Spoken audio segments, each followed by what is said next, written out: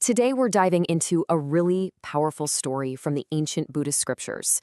It's all about this incredible encounter between an old, respected master of tradition and a young teacher with a totally new way of seeing the world. And this isn't just some old tale, It's a profound lesson in how what we think we see can be completely different from the reality right in front of our faces. So picture this. We're in a place called the Yellow Bamboo Garden. A highly respected Brahmin, this guy is 120 years old, leaning on his staff. He decides to go meet the Buddha. He's heard things about this young teacher, and honestly, just based on appearances, he's already made up his mind. And let's just say he is not impressed. And you can feel the tension right away. The Brahmin doesn't really bother with small talk. Nope, he gets straight to the point, right to what's been bugging him, what he sees as a complete breakdown of respect and social order. And there it is. The Brahmin just lays it out there. He says, "Look, I've heard that you, a young man, you don't bow or even stand up for elder Brahmins like me. And I gotta tell you, I don't approve of this." To him, this is just plain arrogance from some kid who hasn't earned his stripes yet. This is where it gets really interesting, because you have two totally different realities happening in the exact same spot. From the Brahmin's point of view, he sees laziness, he sees arrogance, maybe even fear. But what's actually going on with the Buddha is the complete opposite. It's not laziness, he's overcome all desire. He's not fearful, he's gone beyond fear itself. And he's not just hoping for a better next life, he's actually broken the whole cycle of rebirth for good. So how does the Buddha respond? Well, he doesn't get defensive, he doesn't argue. Instead, he explains that he's in a completely different state of being, one that the Brahmin just can't see with his ordinary conventional eyes. And he uses this absolutely brilliant metaphor to get the point across. And here's the metaphor. It's such a powerful image. He says to imagine the world of ordinary people like a bunch of unhatched eggs. Every single one is trapped inside a shell of ignorance.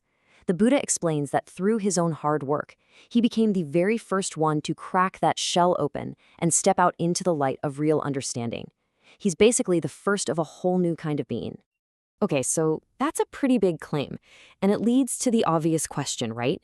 It's one thing to say you've broken free from this shell of ignorance, but how in the world you actually do that? Well, the Buddha doesn't just leave him hanging.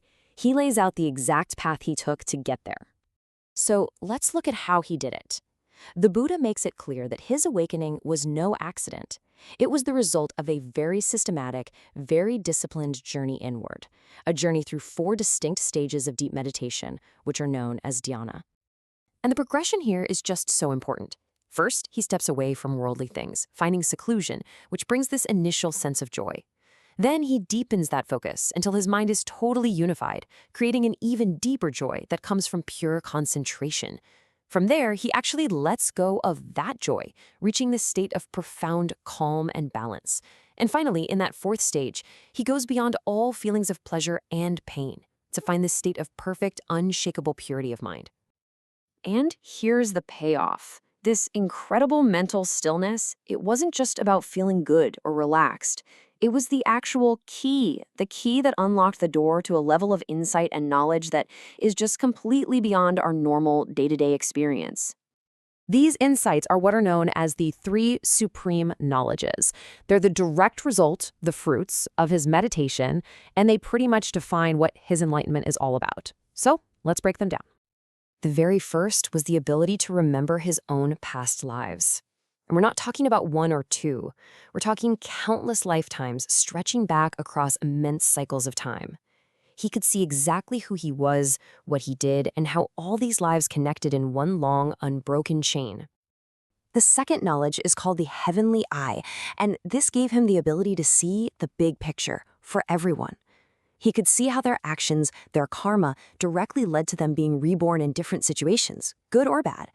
It was like seeing the universal law of cause and effect playing out in real time across the entire cosmos.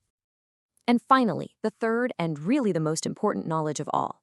He knew with total, unshakable certainty that he had destroyed the very roots of suffering inside himself. He understood that for him, the cycle of birth, death, and rebirth was finished, forever.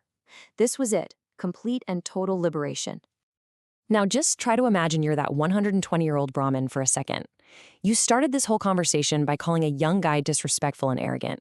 And in reply, you've just been handed a detailed map of the entire universe and the path to ultimate freedom. I mean, the effect must have been absolutely mind-blowing. The Brahmin's entire worldview just shatters and then reforms right there on the spot. He goes from making accusations to offering absolute praise. He declares that the Buddha is the most excellent, the most wonderful being, and that literally no one and nothing can even compare to him. But it's his actions that speak even louder than his words. He puts down his staff, the very symbol of his age, his authority, his tradition. He bows his head all the way to the feet of the man he had just finished criticizing. He formally takes refuge and declares he'll be a lay follower for the rest of his life. It's a total 180-degree transformation, all because he heard a truth that rang deeper than a century of tradition ever had. And you know, this ancient story leaves us with a really powerful question for our own lives. We all do it. We all make judgments based on how things look, based on tradition, based on what we think we know. But this story really asks us to wonder, what kind of shells of ignorance are we living inside of? And what incredible truths might we be missing, just waiting for us to see them from a completely different point of view?